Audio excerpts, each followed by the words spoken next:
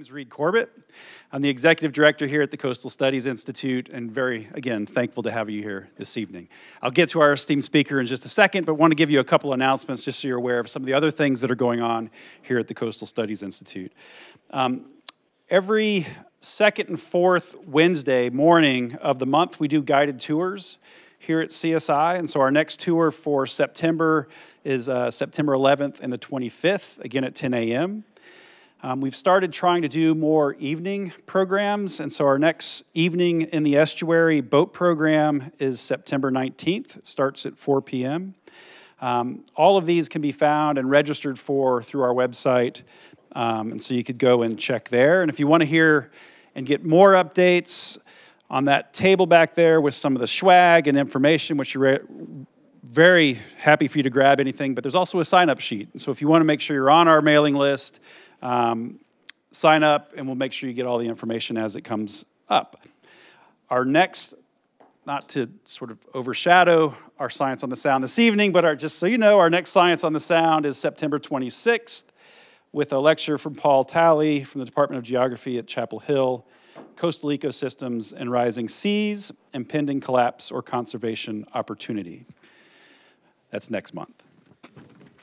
All right, so let's get to this evening, and I'm very excited to hear the presentation this evening, and I've heard a lot about our speaker already today and about what a wonderful speaker that he is, and so this is Professor Don Hornstein, and I want to give you just some of his accolades, some of how he came to you to be presenting in front of you today. So Professor Hornstein is the Thomas F. Taft Distinguished Professor of Law and the Director of the Law School's Center on Climate, Energy, Environment, and Economics, and a faculty of the Environment, Ecology, and Energy Project in the College of Arts and Sciences at UNC-Chapel Hill.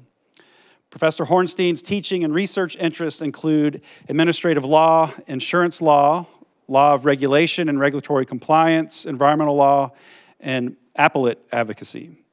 His work has appeared, among other places, in the Columbia Law Review, the Yale Journal of Regulation, and the North Carolina Law Review and Duke Law Journal. He's had extensive experience in practicing law since his graduation from UCLA and the University of Oregon School of Law. Of special relevance to tonight's presentation, Professor Hornstein has been appointed and reappointed for over 10 years by the North Carolina Commissioner of Insurance to the Board of Directors of the North Carolina Insurance Underwriting Association. This is a $1 billion nonprofit that insures the state's coastal properties. Professor Hornstein was instrumental in designing the Wind Pool's $70 million program, installing climate-resilient roofs on homes, perhaps the largest single insurer-led climate adaptation program in the world. And so with that, Professor Hornstein, thank you. Thank you very much. I'm going to roam in a moment, but I'm going to stand here because I have to do something to one of these slides. First of all, I am going to talk to you as a member of the board of directors of this odd insurance company, but I am a practicing lawyer, hence there's an asterisk up there that you should notice, and follow the asterisk. I am willing to share with you my inside information about what it's like from the inside of this insurance company. Just realize that all views that I give you are mine and do not represent the insurance company. So as long as I've said that, then I can be candid. About 5 years ago, some of you may remember, there was a woman driving around in Beaufort, and she saw an osprey, I think it was, pick up this giant fish and start to take it up. She was driving, and she saw this, and she either pulled over or slowed down or something, and she was watching this fish go, this bird go up and up, and then suddenly, to her horror, she saw the bird drop it, and this giant fish came plummeting down and hit her car that she was watching. It smashed her windshield. This is the actual windshield. This is the fish that came down. And every news outlet picked it up, Beaufort not being the biggest town. And it was in all the news, everyone talked about it. A big question that came up is, would this be covered by insurance? Everyone wanted to know that. I'm here to tell you as an insurance law expert, it is the easiest thing in the world for any insurance company to say, absolutely. Anytime an eagle picks up a giant fish and drops it onto your car, we'll cover it. Now, no problem. It's much harder, however, when the coast looks like this. when you look up in the air. And it leaves in its wake things that look like this. Then it's not such an easy insurance question. So, just so I can check your own little insurance IQ, you can help me fill in these blanks. Nationwide is like a good neighbor. I'm going. Like a good neighbor. All right, like a good neighbor. Okay, it's a lie, just so you know that we're there. And it has been since 1965. Every one of these insurers, in fact, every homeowner's insurance policy has an exclusion for flood.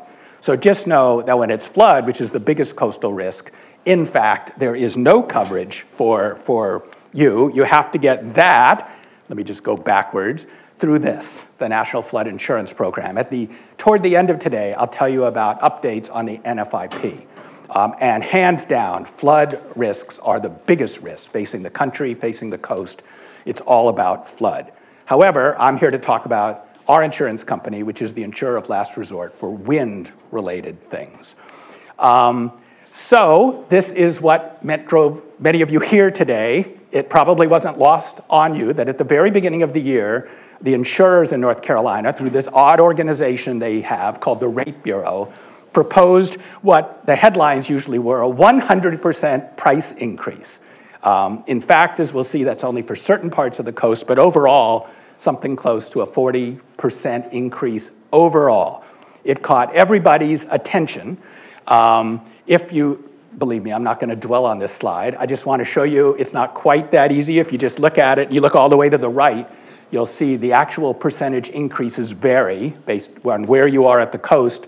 To put it together, you have to know how insurers actually look at the coast. Again, I'm not going to stay on this horrible slide. When you put them together, you get something that looks like this. This is what the rate increase actually was proposed. So the big thing I do want you to appreciate is if you look at the Outer Banks and Barrier Islands, they actually are divided into sort of a north part and a south part. It's the south part that got the 99% rate increase, down toward Wilmington. Up in your neck of the woods, it's not nothing. It's almost a 50% rate increase. And then it varies as you go inland. But that's what that was proposed. The insurance commissioner said no, and said something like, over my dead body, and we're going to have, well, we'll see about that, but there's going to be a hearing. The hearing is scheduled for 5 weeks from today. It will start October 1st. It's a full, formal, evidentiary hearing. It's open to the public. If it happens, you'll be able to go see it at the Department of Insurance. So Mike Causey, the current Commissioner of Insurance, said no. They are still negotiating, the Rate Bureau and the Commissioner's office.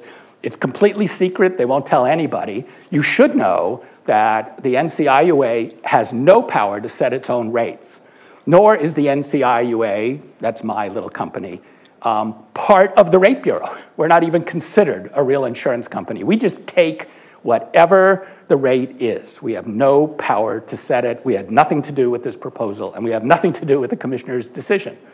On that point, we're just price takers. Whatever is the price is what we will charge.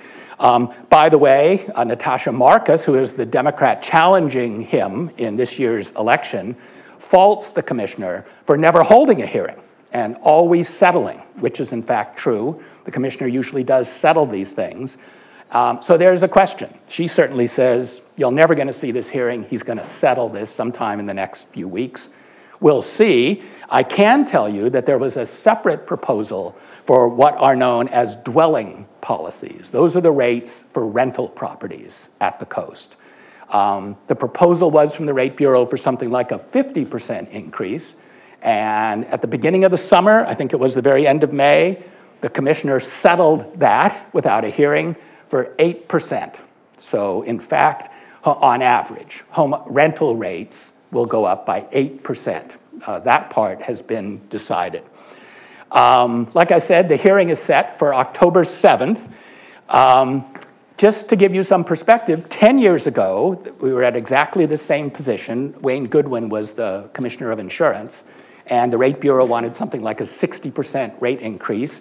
He said no and did hold the hearing. It, in fact, was the longest administrative history in the 200-year history of the state of North Carolina. It went on for 7 weeks, day in, day out. Some days I would leave the law school and go sit in and watch it, just to watch. It's like a trial, and would just watch it. He had to preside over it all day long for 7 weeks. Then, in the end, he wrote this huge opinion, 180-page opinion, granting them 0 was his answer. We're giving you nothing. They immediately took it to court, and the commissioner's decision was upheld 3-zip by the 3-judge panel on the Court of Appeals, the 0% increase. The Supreme Court of North Carolina wanted nothing to do with it. They just said, we're not even taking the case. And that's where it stayed. By the way, if whatever the commissioner decides after a hearing like this, if it is supported by something like a 150-page detailed explanation, you go into when courts review that, it's a different type of law. It has nothing to do with insurance law. It's called administrative law. And when courts review agency decisions like this, the bottom line is agencies win. All they have to do is not be crazy. Not even right. They simply have to not be crazy. That's the legal standard. So whatever you decide, unless you're just a fool of an agency, it's not hard to guarantee that that would be upheld in the courts. That said, you may or may not remember this. After this great victory, the commissioner then settled with the insurance companies, and they got a 13% rate increase on average. They had actually wanted quite a bit more, but he still gave them a rate increase after sort of the theatrics, which makes you wonder what's the difference, whether you have this hearing or you settle ahead of time. You may also wonder what's the difference, because you may know this. Whatever the rate is, insurance companies are free to come up to any of us and say, well, we can't charge you more than this, unless you sign this document called a consent to rate, which allows us, let's say we're Allstate, to charge you more. 40% of all homeowner policies in the state of North Carolina are given pursuant to such a consent to rate, meaning it doesn't matter what the rate is that's finally settled legally. Insurance companies, any particular insurance company can say, well, if you want us, you have to agree to let us do more. And most people agree to that because they like their insurance company or they don't want to be hassled with finding another one. So just realize not everything really does depend on whether there's going to be a hearing or not a hearing. Something like this is true. Well, I will tell you this. I guess most of you, in fact, wanted to know the answer to if you want to know what will happen, you're going to get a rate increase. I'm just going to tell you flat out. I don't care whether there's a hearing. I don't care if it's settled ahead of time. I don't care if it's settled later. There's going to be a rate increase, and I'll tell you why I'm confident of that. Well, for reasons that I'll show, but historically, there always are rate increases. And if there's not, I will show you what insurance companies will do, something that the commissioner is mindful of. All right, we're not supposed to take questions now, but go ahead. No, don't tell me. Is there a consumer advocate? So like with the utilities, right. In front of like the PSC or the CPU, whatever you would call it. Right, so the question was, is there something like a consumer advocate, like you might have in front of the, something in front of the Utilities Commission or something like that? Short answer is no, in this setting. But you would nonetheless, I'm confident to tell you, if you want to know on the win side what is going to happen, there's going to be some sort of an increase. It's not going to be 0. I also guarantee you it's not going to be 100% or 90% or anything like the proposal. It's going to be somewhere south of the midpoint. I don't know what it's going to be. 10, 12% is my guess. 8 to 12%, somewhere in there is what's going to happen. Why? This is a chart. It's actually a little dated. It doesn't have Ian, which would be near the top. This was current a few years ago. It's the top 10 hurricanes in all of US history in terms of damage. So you see the amount of loss. So the first thing that's interesting about this is if you look at this chart, half of them, in fact, if you add Ian, over half of them in all of US history, 250 years, have happened in the last 8 years. Over half of, and this is the amount of money that was lost. A lot of it to flood, but nonetheless, that's a lot of money that's lost. That's the first thing that you need to appreciate. The second thing is, if you look all the way to the right, you know, when I was sort of growing up on this business, I thought if you wanted to know how bad a storm is, you just look at wind speed, which is the Cat 1, 2, 3, 4. And if it was a Cat 5, you really sweated. If a Cat 1, no problem. First of all, you shouldn't underestimate Cat 5s. They're bad. Look at the bottom. Just look at Michael and Florence. Of course, we all remember Florence. Florence came ashore as a Cat 1. Michael actually came ashore on the Florida Peninsula as briefly as a Cat 5, moving really fast, blew right over the peninsula, ruining anything it hit. It was almost like a tornado, just shot through the panhandle and then sort of started to dissipate. You'll just notice that they caused virtually the same amount of damage. You can't estimate damage just by wind speed. And that's because we've learned that these storms can hurt us in more ways than one.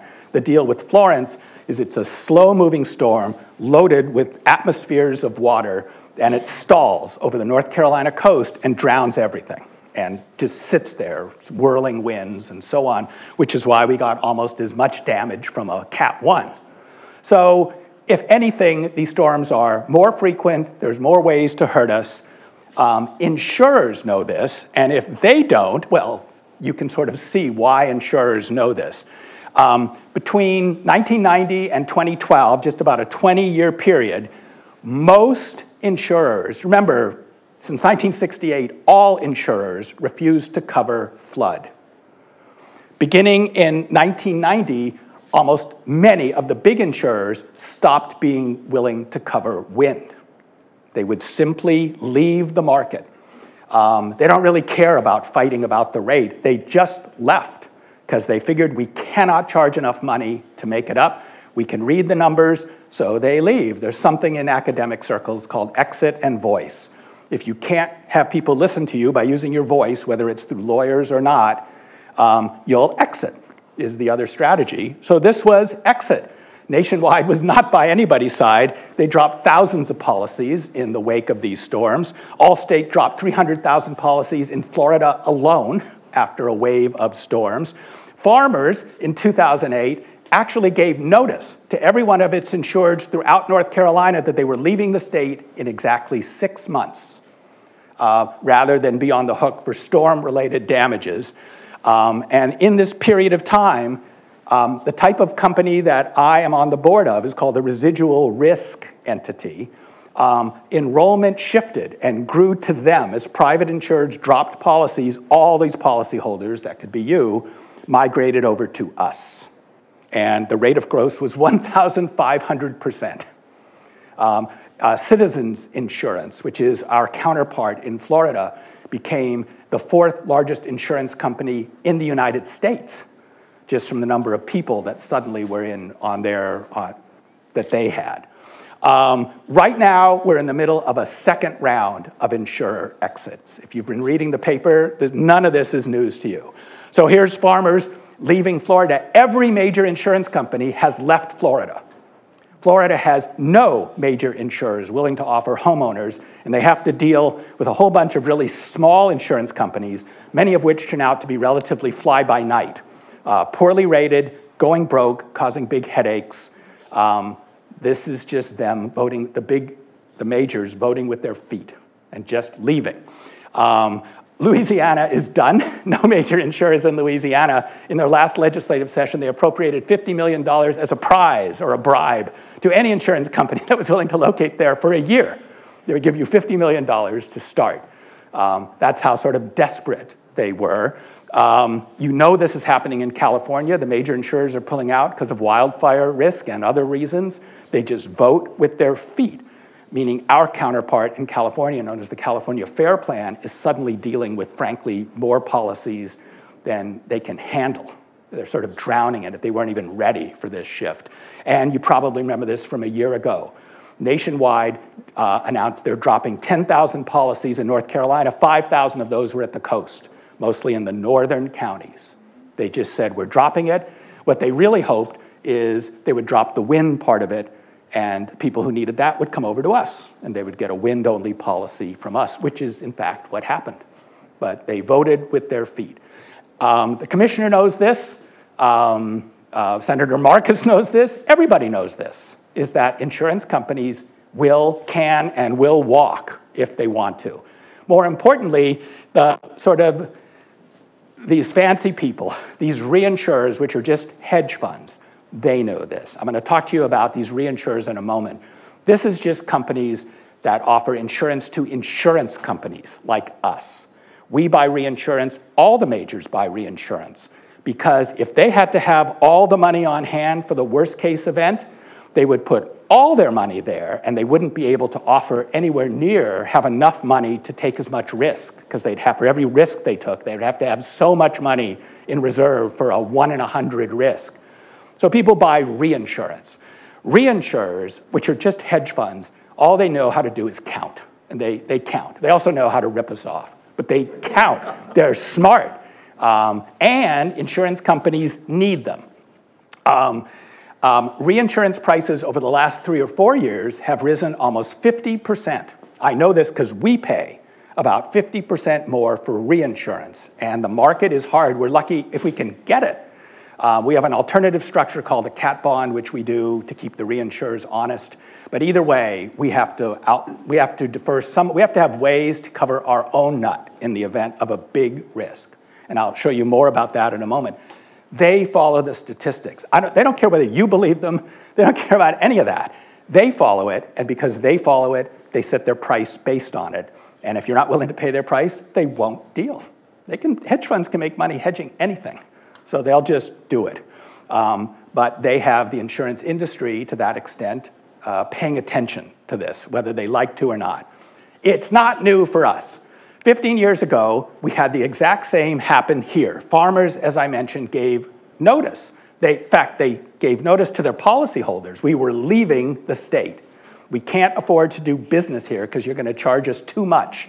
And we'd be at the time, the way the law was structured, they could be on the hook for almost unlimited liability in the event a giant storm hit. So they complained. When nothing happened, they voted with their feet. So they just gave notice.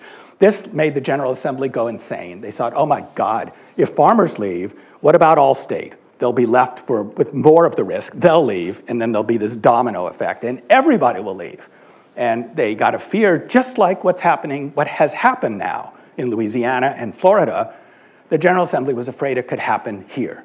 So Mark Bass-Knight and all the other people who were there said, we'll create a study commission to fix it. Who would they put on this commission? That was the million-dollar question. So they put a lot of real experts from the insurance industry, and then somehow they decided to call me. I'm just sitting there doing nothing, having nothing related to this. I work on economics and risk, mostly on environmental stuff, but because I do economics and risk, I know insurance, and I teach insurance law. So someone got the idea to appoint me to this commission. So I said, okay, I'll be on the commission. But before I went, I thought about what in the world I might want to contribute. I'll never know as much as the insiders that are on this thing. But what might be the issue? So you might remember, I think it was Hurricane Ike hit Texas that same year, 2008. This is an iconic picture of the Bolivar Peninsula after Ike. The interesting thing to me wasn't all the houses that were flattened. It was, what about that one house that is still there, more or less intact? So I looked into it, and it turns out that house was built above code. The builders of this house put in features designed, were above what Texas required, which wasn't hard, and they wanted to go above that, and they built in these things that would make their house resistant to the sort of storm that happened, and it worked. So I made myself a little promise. All I want to do on this commission is grab hold of what's called mitigation. I want this law, when it creates this new entity, to give it the power to, besides just covering risk, to do something to incent homeowners to do something like this. And that was my intuition. And then I succeeded. I somehow wrangled the ability to present on this to this commission. They adopted it, and they wrote into this law that was signed by Governor Perdue and passed by the legislature this idea that this new commission will, in addition to being the insurer of last resort, will put as part of its job some affirmative mitigation plan. That was what was there. So then no good deed going unpunished. My work was done, and then suddenly the Commissioner of Insurance said, oh, I want to appoint you to the board. And I said, what? No. That's for real people who know how to do this. I'm just good on this high stuff. They said, no, we want you to be there. So I said, oh, all right. So the reason by the way, the reason I was put there was to be the designated fall guy. If this thing didn't work, I was the only member from the commission that designed this thing that was put on the board. So if it didn't work, they would point to me and said it's his fault. And then the insurance commissioner could fire me to show as his fault. I said, fine. I actually don't think it's going to fail. And I'll tell you that, and I've been reappointed ever since. I'm appointed on a one-year basis. I was appointed for years by Wayne Goodwin, the Democrat, who went on to become the head of the Democratic Party in North Carolina. And then he was voted out in the Trump wave in 2016 by the current commissioner, Mike Causey. Mike Causey, who's a Republican, continued to appoint me. He's appointed me for the last 8 years. So just for the record, that probably makes me the only bipartisan professor at the UNC-Chapel Hill campus. But apart from that, that's why I am still on the board. This, by the way, is just to make this less abstract. This was, for many years, the traditional home of the NCIUA. I just want to take the mystery out of it. It's in Cary, North Carolina. Is anyone here from Cary? Sort of. The dullest city in the Piedmont. Why is it there? It's there so that if the coast is taken out, they can still operate and maybe write checks and talk to people. That's why you wouldn't put it at the coast. So that's why it's there. The interesting thing is it's not the only thing that is in Cary. This is in Cary. So Epic Games, of all things, is located in Cary. For just all the young people know what I'm talking about. For the rest of us, Fortnite is the #1 computer game in the history of the world. And it comes from Cary, North Carolina, by Epic Games. They always needed, just to go back, I'm sorry, I always get confused on this. They always need locations. They bought our building. They're now building a campus, but they had like 7 or 8 buildings. They bought ours, it became our landlord. That then created a problem because on the insurance side, the people who go to work at this place look like us. That is to say, normal. The coders who come to work every day, and they go to work at normal hours. They show up at 8 or 9 in the morning, and they work till 4 or 5 in the afternoon, like normal people. The coders come to work at 2 or 3 in the afternoon. They're wearing shorts and flip-flops and pink hair, and they come in, and they look, like this. And they were sort of freaking each other out. And finally, the coders came up and said, "You're freaking us out. We know you have a lease. What would it take for you to move so that we don't have to look at you?" And we said, well, it'd be a few $1 million extra for us to move, actually. They said, done. We are a several $100 million a year company, maybe even $1 billion a year. They make $400 or $500 million a month. So no problem. They gave us a few $1 million, and they bought us this. So they didn't buy us this. We just rent space. So this is our new digs. So just so you know, that's the actual current location of it in Raleigh. It's near the fairgrounds. So that's where it is in Raleigh. I want to show you how this works legally and financially. You have to pay attention for just a couple minutes. I'll make it as much as I can. We on this commission structured the board as a 501c6 nonprofit. So we're not a government agency, we're a nonprofit. What that means, among other things, is if we have money, and we know if we have money left over at the end of the year, we no longer give it to the member insurance companies as a profit. We keep it. It's a nonprofit. And because we're a nonprofit, we keep it. I think this is a thing. Do you see this? I hate this thing. Do you see this gray tranche here? It's called retained earnings. Accountants would also sometimes call it surplus. When we have money left over at the end of an insurance year, which we often do, last year we had $300 or $400 million left over. We save it, like saving for a rainy day, or in this case, a windy day. So it builds up here. This is our risk structure from 2016. We had $1.1 billion in savings that we'd save from year to year. If we were a regular company, we'd be a takeover target, because we're sitting on $1 billion in cash. If we were a government agency, I guarantee you the slick people who run the corridors of power in Raleigh would find a way to turn us upside down and shake that $1 billion out of us. So we made ourselves an independent 501c6 nonprofit. So I will also tell you, as long as we're looking at this, if you look up there, do you see where it says 100-year right up there? It's hard to see, maybe in the back. Every year, our strategy is to have enough money on hand. So we're just going into the big storm year for this year. We use these models to figure out what would a 1 in 100-year year look like. A year that, given all the storms and damages they would cause, would only be, we'd expect to happen once in a century. That's what we plan for, because we're an insurance company. We want to have the money. So that year, if you just go across, we needed to have $3.55 billion in the bank, essentially, but ready, liquid money, so we can pay it out the minute these storms hit. We're a nonprofit, by the way. Whatever incentive real insurance companies, for-profit insurance companies have to get the float by hanging on to the money after you make a claim and fooling around with us for half a year or a year so they could keep earning interest or whatever they make on that money, which is how they make their money, by the way, private insurers. We're not in that position. We don't care about the profit. After Florence, which is our biggest storm recently, we paid something like 90, 91% of all claims within 6 weeks, all of them. These storms generate, in other states, tens of thousands of lawsuits against insurers. We were sued after Florence 52 times. We probably had 80, 90,000 claims. We're exceedingly efficient. We pay off really quick. We're not trying to make extra money. If it's close enough, we pay. I mean, we are a non-profit. We're there sort of for us.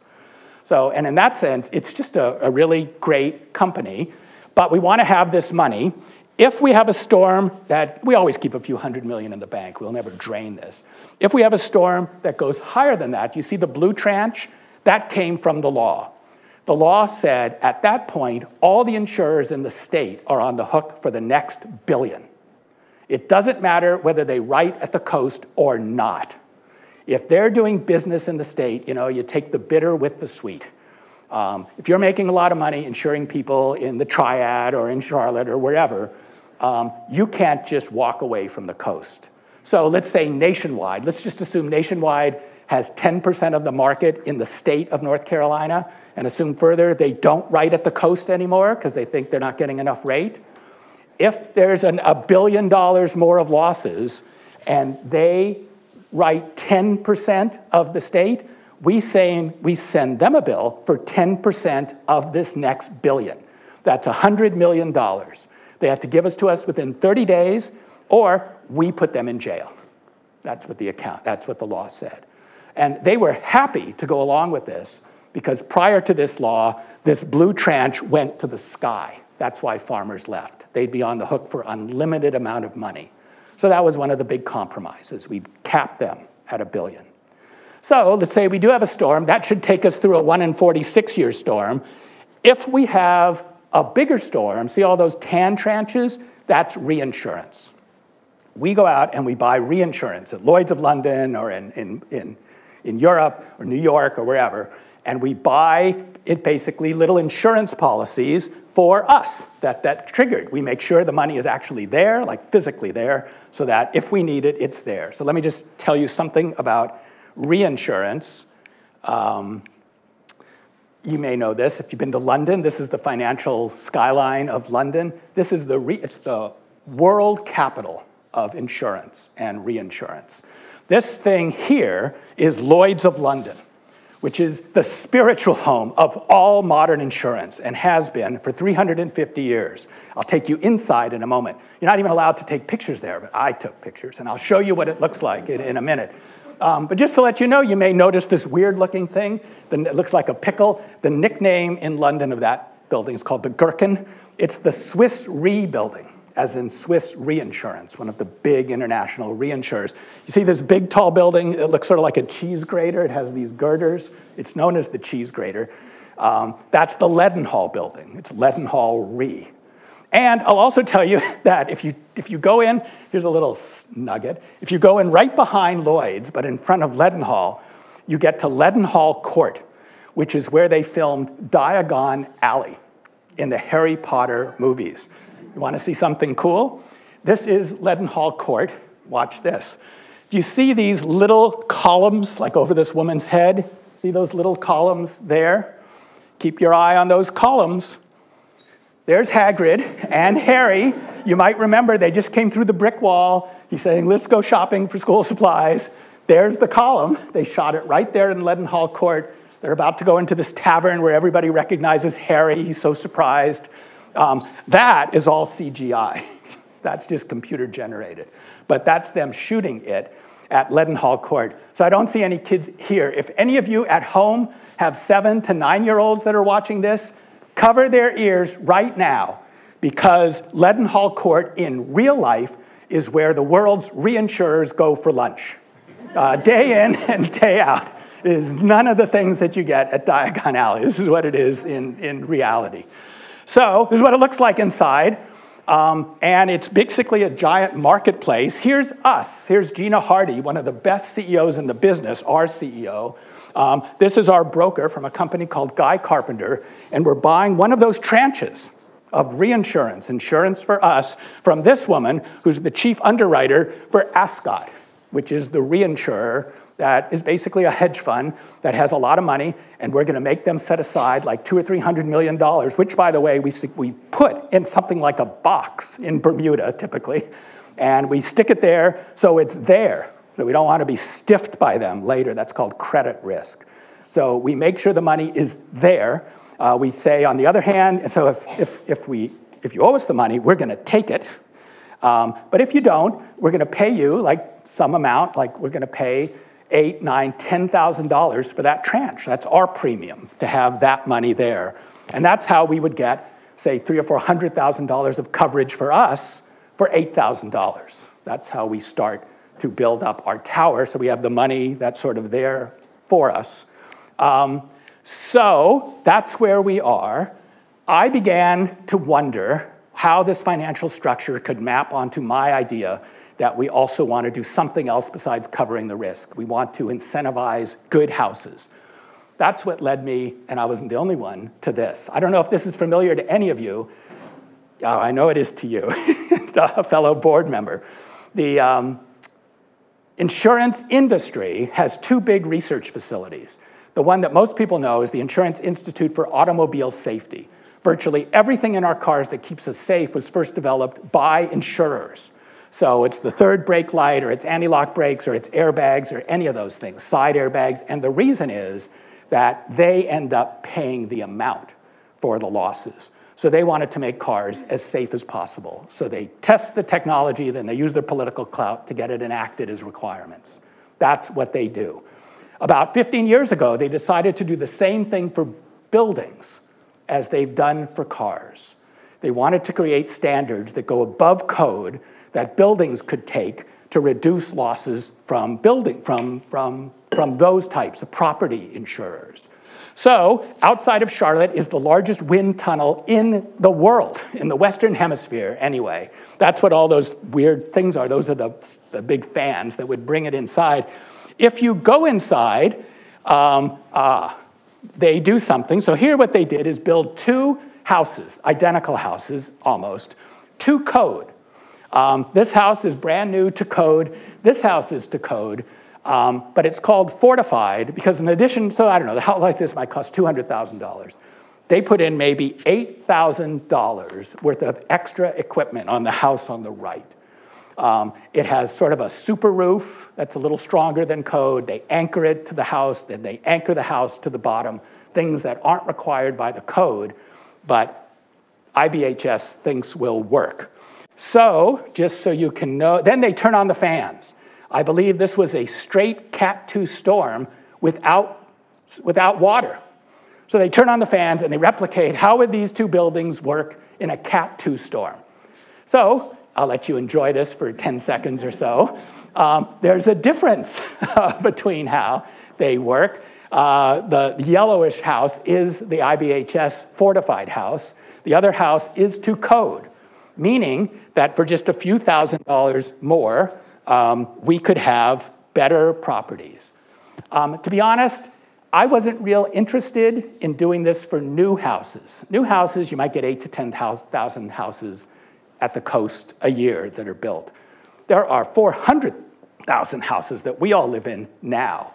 I was interested in making those houses resilient. And it turns out, and so this I think it is Brunswick Forest. My sister lives there. I look at the roofs. The thing about these roofs is they have to be replaced. I don't know what the rule of thumb you're used to. The new rule of thumb that the insurance industry is moving to is they're going to need to be replaced every 15 years, or you're going to get hassled if you haven't already. Insurance companies threaten to drop you or significantly increase your rates, or they'll try to bribe you with discounts after 15 years. But you're going to replace these roofs at least 2 times in the life of a house like this. And so this happens far more frequently. And so we targeted the roof. IBHS had designed what they called a fortified roof. And it's sort of easy. If you take all the shingles off a roof, underneath you just have these 4x8 pieces of plywood, and then you hammer them down to the joists, and then you put the shingles on top. An IBHS roof puts huge amounts of tape between the seams to keep, turns out a lot of water leaks into our house from the little places where these big 4x8s adjoin. Tape it to keep the water out. Put in more nails. You know, to have code, all you have to do is use these little silver nails. When a storm comes over with any power, it creates negative pressure, and these nails pop out, and then the shingles blow off. Once the shingles blow off, it's over. Then the shingles are lost, the rain comes in, it leaks into the house. So they make you use these scored nails, which cost almost nothing, and then a few other little things they do with vents and the chains. So that was their idea of a fortified roof. They tested it. This was a duplex. This side has the tape and so on. This side was to code. You know the drill. Then they caused this huge storm. I think it was a Cat 1 storm with rain. They just pummeled these houses for 15 hours or something like that. And first of all, you can see the tape here that's covering sort of the fortified side. Then they went inside. On the other side, this is what was happening. Water had breached the roof and was pouring into the house. Soon it would actually make the roof collapse inside because it would be so heavy. $25,000 of damage was what was estimated. On the other side, with the fortified roof, nothing. So the fortified roof seemed to work, at least in the laboratory. That was good. So we thought, here's the Outer Banks barrier islands. This is the high-risk area. It actually goes down to here. We thought, what if we were to simply offer money to people to put on these super roofs in the high-risk Outer Banks in particular? None of this works in insurance. If you can't model it in insurance, it doesn't exist. So we hired Guy Carpenter, which is our broker. It's not a guy, it has nothing to do with carpentry. You know, these are roofs. It's just the carpenter. It's a subsidiary of Marsh McLennan, the largest consulting firm in the world. So we hired them, and I asked them to do this thought experiment. See this 51.3 blue line? I said, what if we were to give $50 million to the people on the Outer Banks to put on these super roofs, which then cost about $6,000 each to put on? What would happen? So you see these 10, 20, 50 return periods. This is a 1 in 10 year storm, a storm you would expect to happen only 1 in 10 years, 1 in 20 years. We conservatively said, what would happen if these super roofs were hit once in 10 years, which, to be honest, a 1 in 10 year storm happening over 10 years, I don't even view as a risk. I view it as a certainty that that's going to happen. But whatever, we're very conservative. The answer was this. We would no longer need to buy $5.8 million worth of reinsurance every year because these roofs were so resilient. That was the protection. We didn't need to give it to these fancy people in London. We could give it to the roofers and have more tight homes here. Plus, we would save $9.2 million from the storm itself because the super roofs would keep things out. This was the value proposition. If we spent $50 million, we would make $67 million on that in 10 years. To be honest, with the increase in reinsurance, the $50 million spend now saves us $200 million because we don't have to buy reinsurance that's tripled in price. And we brought the house of the super roofs down to $2,000 to $3,000. So it's become only stronger. Based on that, at the end of 2016, at a secret meeting, we adopted this endorsement. If you're one of our insureds, you would be mailed this. An endorsement is just an addition to your policy. We gave it to all of our policyholders, just ours, on the Outer Banks, and it was for free. And it said, if you lose a roof, we actually don't care why you lose a roof, but if you lose a roof, it could be a fire, and we have to put a new one on. That's a certain threshold. Of course, we'll do it, and we'll throw in the super roof for free. We'll put it on for nothing. We just gave everybody the right to do this. So we did this. It was a little odd. The next day, someone from the Obama administration called me and said, hey, we heard about this new thing that you did in secret. Would you come up and tell us about it? So I said, oh, all right.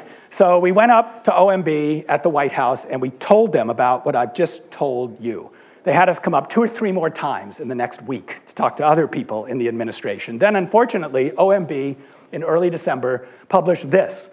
And it said that we, our little company, was the #1 most resilient roof insurance company in the history of the United States. At this point, we hadn't fixed one roof, not one. So we were sort of embarrassed by this. Our embarrassment got worse. Every year in December, the World Bank has its annual climate meeting. They said, oh, they read this. They said, you're the #1 insurer in the world. Please come to the World Bank and tell the world about yourself. So I went to the World Bank and told them what I just told you. We had done nothing, but I sort of bragged about it. But then it came. It was to go in effect a week or 2 later, January 1st, 2017. We needed somebody to lose a roof. It was the nicest weather in the world. I was sort of disgusted. It was nice week after week after week. There was no northeaster. There was nothing.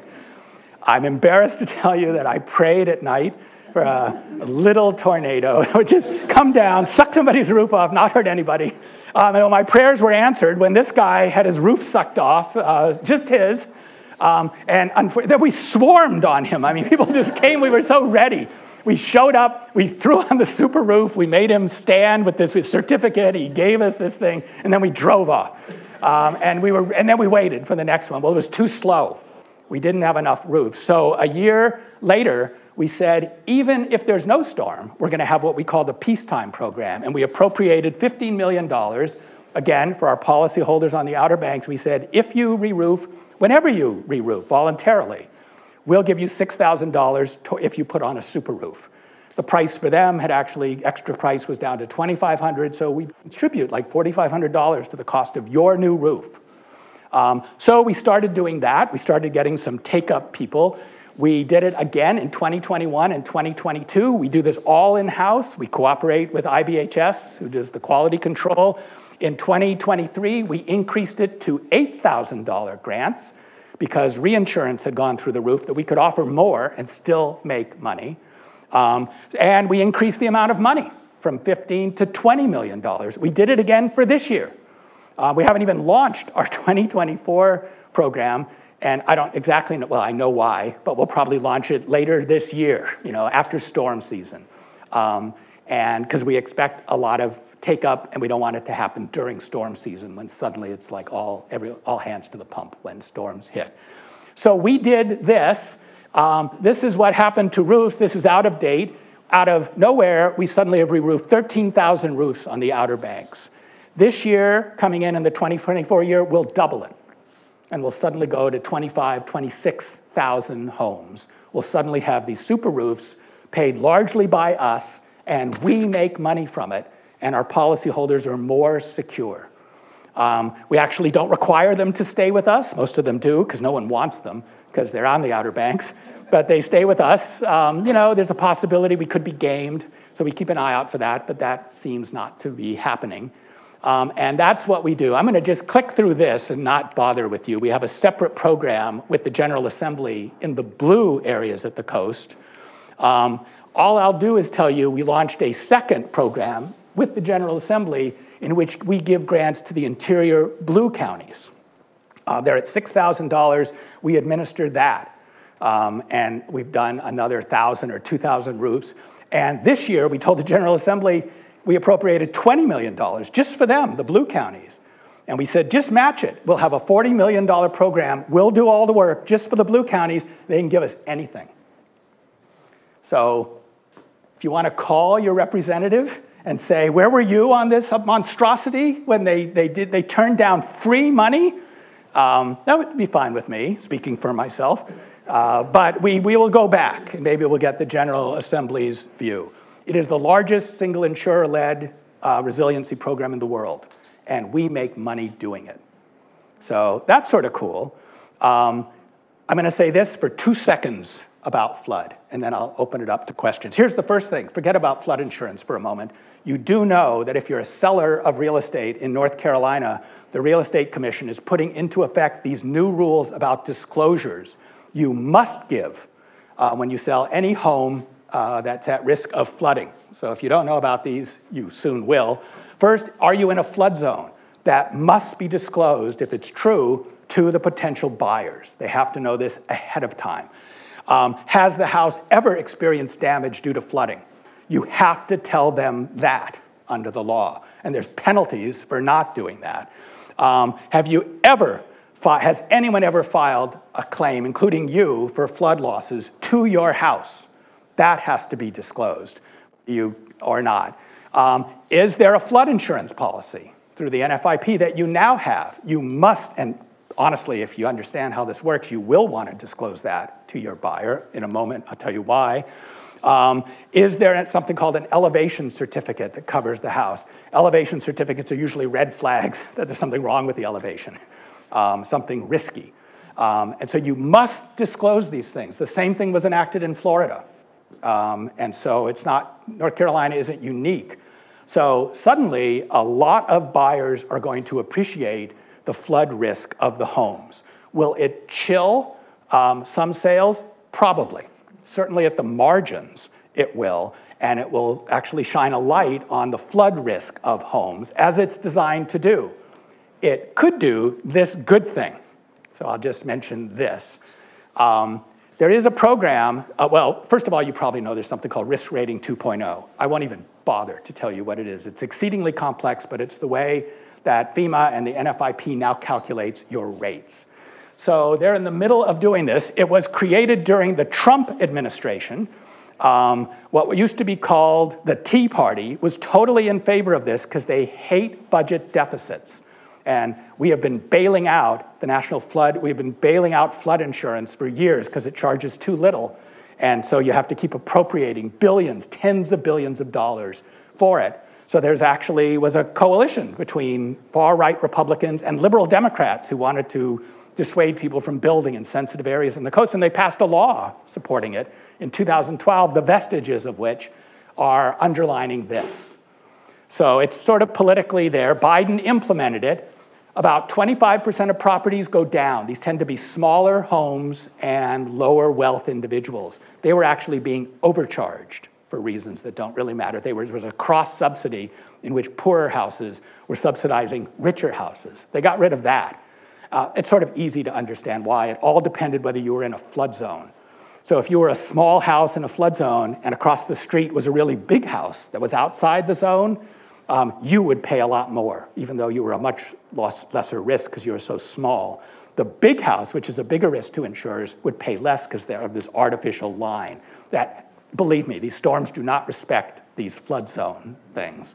So that accounted for the 25%.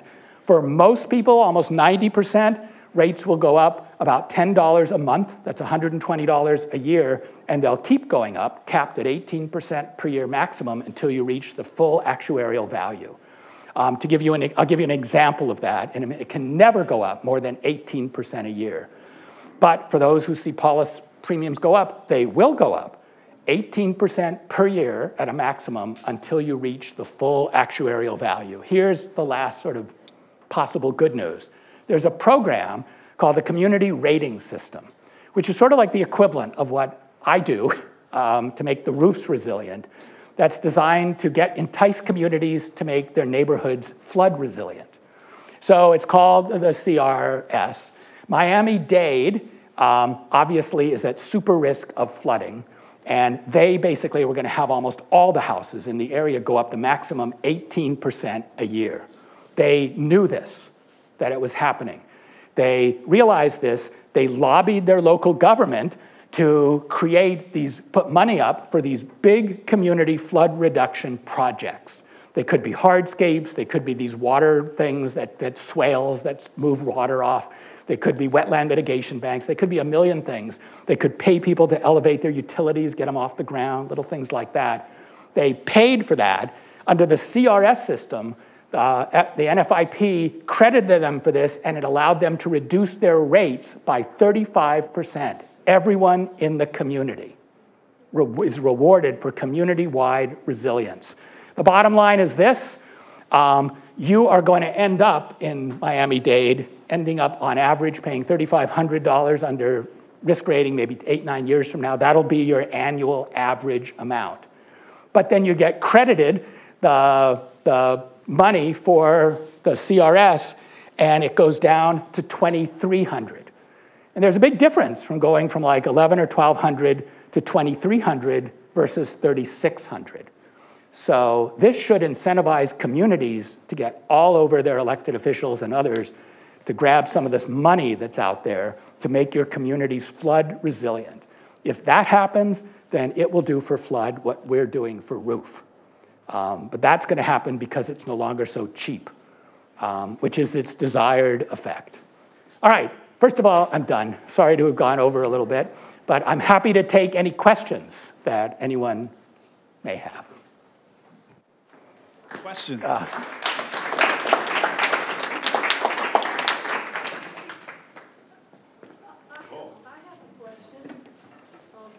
Thank you for this information, Professor Hornstein. I'm a certified floodplain manager, so a lot of what you said resonates with me, but I did learn some stuff about your insurance company, as you call it. That fortified roof program, we're big supporters for that. I'm the government affairs director for the Outer Banks Association of Realtors, and we love Gina Hardy. Right, we do too. We had her down here just this past November to speak to the residents of the Outer Banks about the fortified roof program. And the one thing I'm curious about is that grant that the property owners get, are they still continue to be taxed on that? Yes, it's outrageous. Yes. So first of all, you should know that under both federal and North Carolina state law, when we give you, say, an $8,000 grant, it's considered income to you. And you have to report it on your federal or even state taxes. So I, on behalf of our company, went to the state, the IRS, and I said to the state, this is stupid. We want you to make it zero. This is in the public interest. They said, no, we only do what the IRS does, and the IRS doesn't give it. So Gina and us went and created a political coalition in DC and introduced a bill to make it no longer subject to federal taxes as well. And once we do that, then the North Carolina revenue says they'll follow suit. So don't hold your breath. Yes. So, but it should. It's outrageous that it's taxable. Agreed, yes. Yeah. Thank you for that. I wanted to go back to the insurance rates commission. Yeah. Earlier this year, I got my insurance bill, and had a notice on there that we are charging you more than the legal amount that that's charged. Right. So I called and complained and said, "What's up?" And they basically said, "Well, the laws in the state say that all we have to do is put it on the face of your bill where you'll see it, and we can charge you whatever we want." Right. So why go through all the rigmarole of the rate commission and all that? Seems like it's a lot of wasted effort if they can charge whatever they want to charge. Right. Well, agreed. That they should have consent to rate is what it's called. And as I said, you're not alone. 40% of policyholders agree to consent to rate. They they'll pay more because they don't want to leave their company. So it's a good question. Why not just let insurers do whatever? I will tell you, most states do exactly that. Every state had something called a rate bureau, which is basically a cartel. Just for the insurance companies, that is what it is. They just operate, they don't compete with each other. They consort and they decide collectively, this is what we want. Every state had it. Every state but one in the United States got rid of it and allowed for competition. So if you don't like what Allstate offers, you just trust the market and you go to Nationwide or you go to whoever. We're the last state that has a rate bureau, so A. So for whatever reason, it's just a historical, that's why they do it. And then to give them some market flexibility, they added this consent to rate so that if collectively whatever that is set collectively, you want some amount of competition. They let insurers, hose us down and say, take it or leave it. We're going to offer more, and we can walk. We can vote with our feet and say no, and then find an insurer who will take you. I'm not here to actually hawk business for us at the coast, but unlike most states, there's no rules that said you have to be declined anywhere else. Anybody can get insured by us. We do charge a little more. We're required to charge a little more, so we remain something like the insurer of last resort, but it's usually less than what these consent to rate people say. We still only occupy less than 10% of the market. 90% is the free market. We go up and down based on a point here or a point there. So we're nothing like Florida, where it's a pretty vibrant market in North Carolina, which means you can look. The problem, of course, is most of us like to bundle our homeowners insurance with our car insurance. Insurers like to do that to give you discounts, so you don't want to separate that too often. But yes, that's sort of why we do it. We've got a question from the online audience. They have commented, the 100-year storm is occurring at a higher frequency. How does this impact your business model? Right, so the 1 in 100-year stuff is nonsense, just so you know. It's just something we use. And I'll tell you right now, 1 in 100 years is actually more optimistic than most insurance companies can't cover that, even though in reality it might be like 1 in 200, or what used to be 1 in 200 and 1 in 300 year storms happen frequently. The reason, part of it is nature, but you know what more of it is if these storms come and they hit nothing, it's terrible, but they don't hit anything, is we are moving into harm's way. There is more construction in coastal regions with more expensive homes, and there's more for them to hit. So they're causing more damage in part because we're not zoned correctly, we're not dissuading people correctly, and of course we're not building correctly. I take it that we have a housing crisis. I understand-ish why the General Assembly sort of pulled the rug out of higher zoning codes this last session and didn't make us at least build more resilient homes to begin with. They didn't want to add some amount of money to the cost of homes. I sort of understand that. Most states, however, keep up with their zoning rules so that at least we're building more resilient things. And so when these storms come in, even at marginally higher rates, they hit more resilient buildings and do the same or even less damage. But part of the reason we're getting more money is because it's hitting more. We're net moving in. The so-called flood buyout program, I shouldn't say that.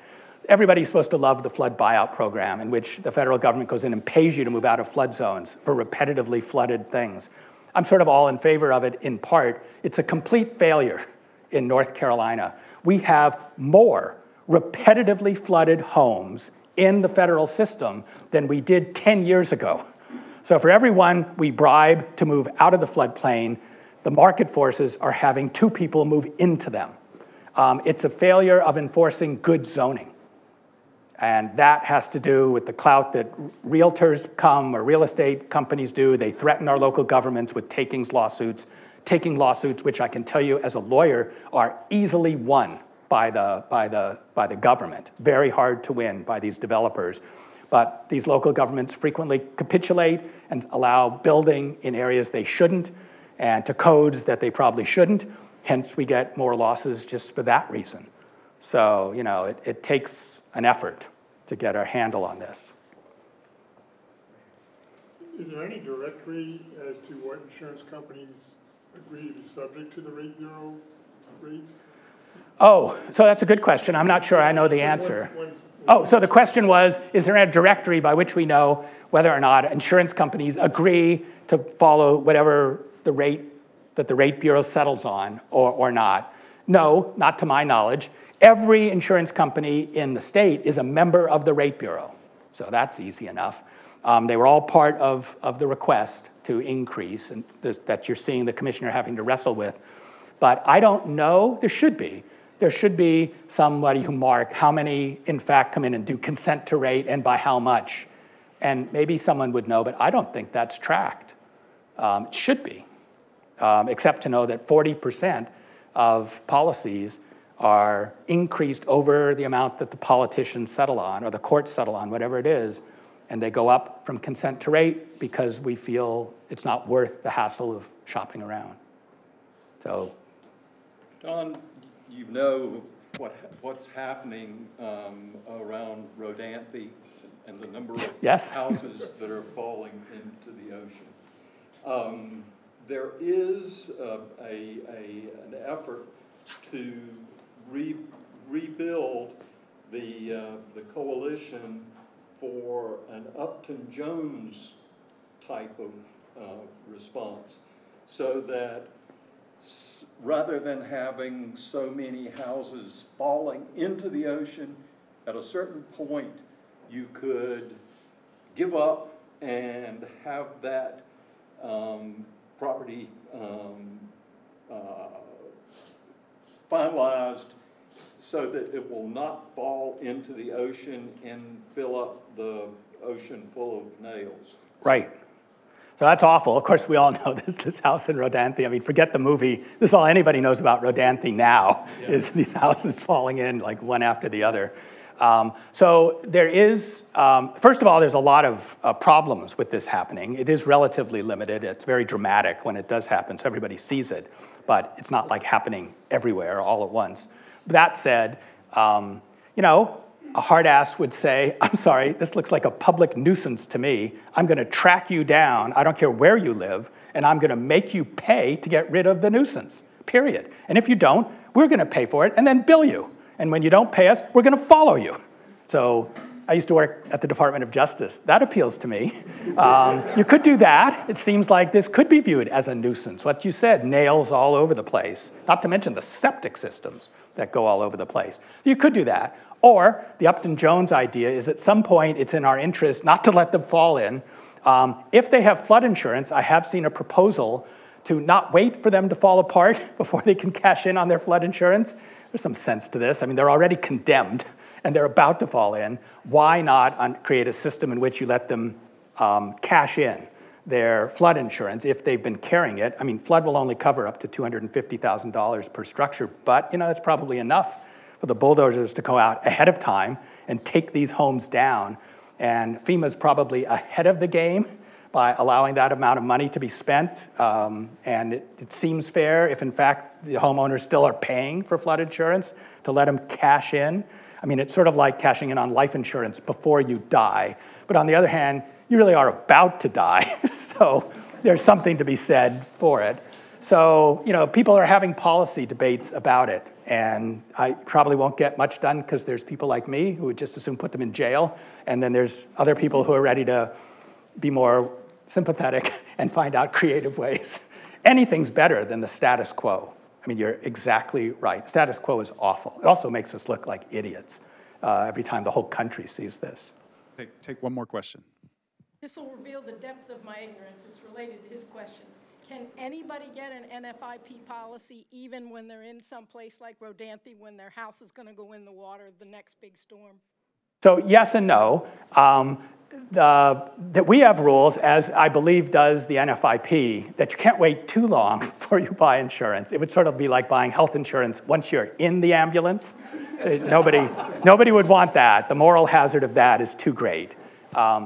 But here you have homeowners that, and I don't know if you actually have been declared a public nuisance, whether you're eligible for NFIP. I also don't know that. But assuming not, and you know, you are at risk of a serious flood, you can buy flood insurance. You know, it's subject to this risk rating 2.0. You probably should buy it.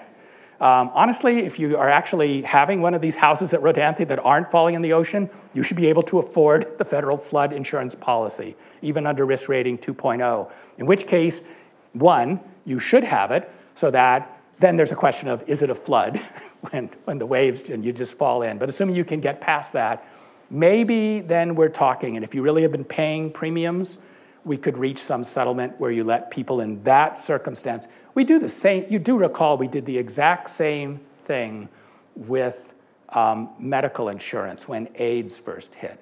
When AIDS first hit, it was sort of a death sentence.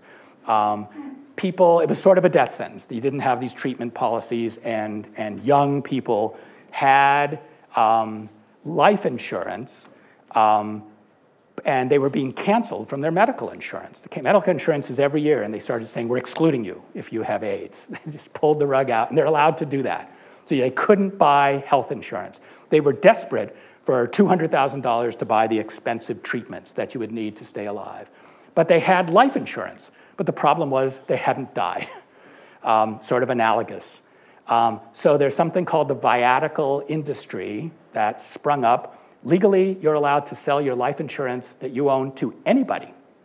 You have to be mindful when you do sell it to somebody that it's someone you trust, because that means they own a life insurance policy on your life that pays out when you die. So, you know, but that said, you trust people's own interest. A whole industry pulled up called the viatical industry, and they went up and said, look, you have a policy that would pay $1 million right now. We have every reason to think you're going to die within a year, left untreated. We'll buy your policy now for $350,000, $400,000. We'll give it to you. It's legal to transfer it. And then you get $400,000. You know, now you can play with the AIDS treatment. Maybe it'll work. And it had to do with the fact that it's a big asset, an insurance policy. If it's yours, it's alienable in life insurance. And it created this whole industry. It's still true. Most insurance companies will offer you something like this, even in your regular life insurance. There's a little provision that allows you to trade it in if you still have it, if you have like a fatal illness. And you could do something like this for flood. It's not unprecedented. Thank you. Thank you, Professor Hornstein. Thank you, everybody.